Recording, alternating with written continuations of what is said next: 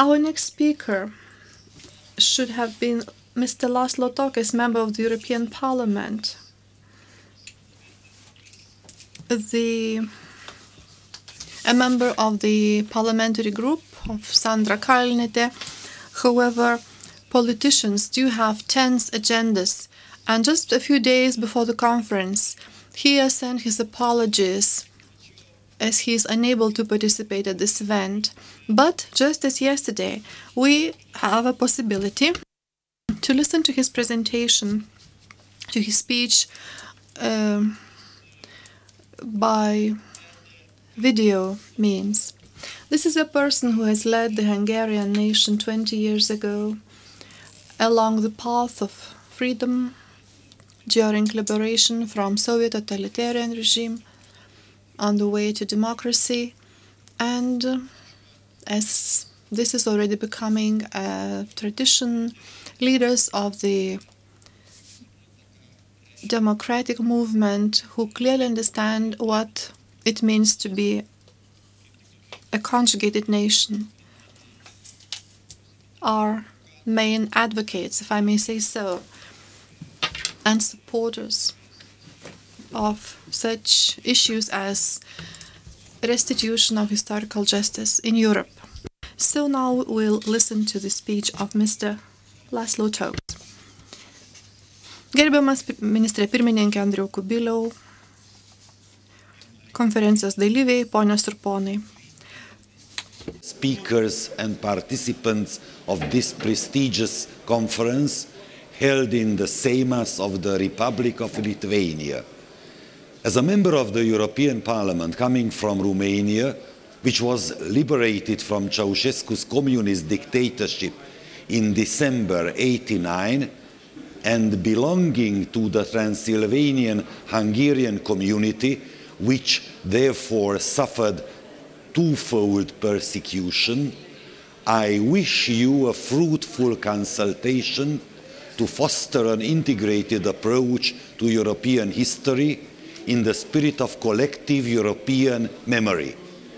Looking at the issue from the eastern side of the once Berlin Wall, a clear demand for historic justice remains highly relevant today.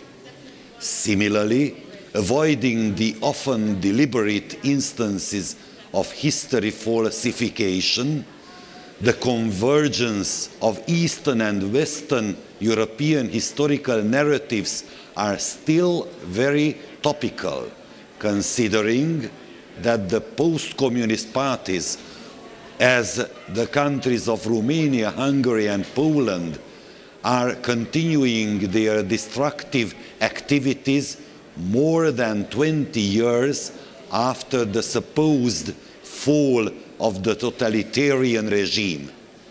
These post-communist parties often label the regime changers as fascists, who in the past both consistently confronted Nazism and communism.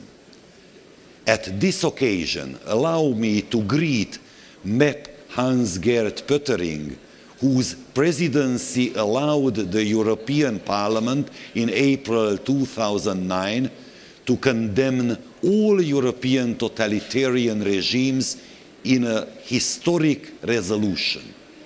In this context, I would also like to mention the process of establishing the House of European History to cultivate the memory of recent European past. The House of European History is designed to unite the anachronistically divided Eastern and Western Europe for the genuine integration of countries and nations, regions and minority groups throughout the continent. The Reconciliation of European Histories group in the EP, led by former State Minister and now MEP Sandra Kalniete, is aiming at reaching this very aim too. With dialogue and cooperation, the group is dismantling the virtual Iron Curtain, which continues to mentally and spiritually separate our continent, in spite of the fact that 23 years have passed since the fall of the Berlin Wall. Not least, I would also like to praise here the activity of the platform of European memory and conscience.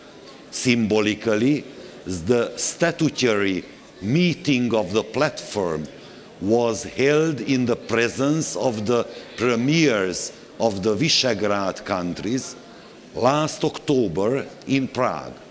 This project, led by Göran Lindblad, former MP of Sweden and Council of Europe rapporteur on crimes of totalitarian communist regimes, is committed to the accurate documentation of crimes committed by communist dictatorships, and they are devoted to establish a court to investigate these crimes. They also make efforts so that former Secret Service archives of the Eastern Bloc become part of the protected European heritage. No doubt that the Baltic states, including the host country, Lithuania, took a lion's share in the decades-long fight against totalitarian regimes. It is very much appreciated that, as a continuation, now they are deeply engaged in accounting with our communist past and promote, with peaceful means, the real and democratic change of regime and the unification of Europe. Please always count on us, Hungarians, in these efforts. Please accept my best wishes.